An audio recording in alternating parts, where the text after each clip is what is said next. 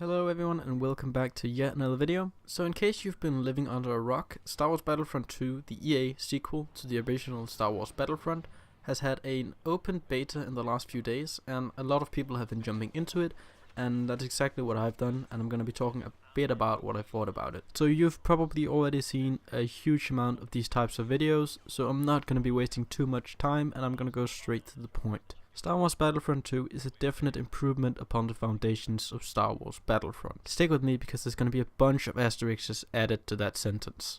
Star Wars Battlefront 2, the EA one, is not as good as any of the original Battlefront games. But that being said, it's fundamentally trying to do something different. I see the new Star Wars Battlefront games as trying to emulate newer games like Battlefield or Call of Duty. They are made for a mass market and the features are focus tested to an extreme degree. Anything that would turn the mainstream audience off is simply not in the game. Now there isn't necessarily anything wrong with this. Many games are made this way and lots of people enjoy them, and it also seems that the majority of people, even the detractors of the first game, have been enjoying themselves immensely in this short beta. So what is the reason I don't sound exactly happy? Well, I mean, besides me just being generally cynical and being born in one of the least interesting and most dreary parts of Scandinavia. On paper, Star Wars Battlefront 2 is a massive improvement compared to its predecessor. They've added new eras to the roster, a class system, and the power-up system has also been removed, so now you actually have to earn the right to play heroes and vehicles. These things were among the biggest problems with the first game, but despite these improvements, there was still something nagging me.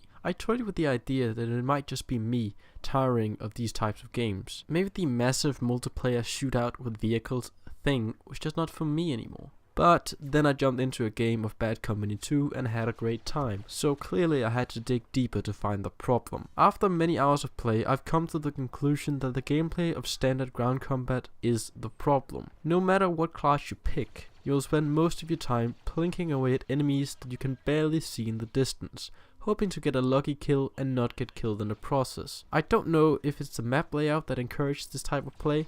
It could also be the long range accuracy of the blast weapons, or maybe the even shorter time to kill. Of course, nobody's forcing you to play this way, but it is the most beneficial to your team, especially when your team has a limited number of respawns. Running balls to the wall, attacking your enemy head on like the over-muscled action hero of your fantasies simply isn't going to work. Unless you're really lucky and extremely good at the game to the point where you get reported for hacks on a daily, you will die.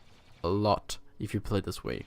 It's the same problem that existed in the first game basically. If you were just fine with that in the first game, you're definitely gonna like this. If you weren't, you're gonna be very disappointed. Besides my problems with the gameplay, there's also the mind-boggling fact that the loot box system gives people willing to spend extra real-world money a huge advantage. This stuff isn't just cosmetics anymore, it's straight up gameplay advantages and buffs. I have a feeling that a lot of people are not gonna care about this since it's a Star Wars title and people are gonna buy it anyway, but this is really one of the most outrageous implementations of microtransactions in a AAA game that I have ever seen. There's no excuse for it being like this. It shouldn't be like this. It didn't have to be like this, but it's happening anyway. If you want a more closely detailed explanation of the absurdity that is the loot box system, go watch Total Biscuit's video on the matter. He explained it way better than I ever could.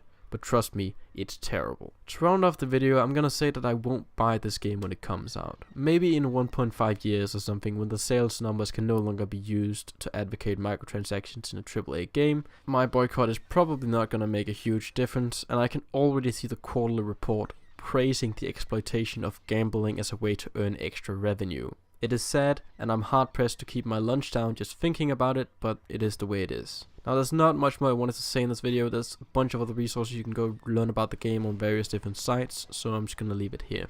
Thank you for watching and have a nice day. I hope to see you in the next video. Bye!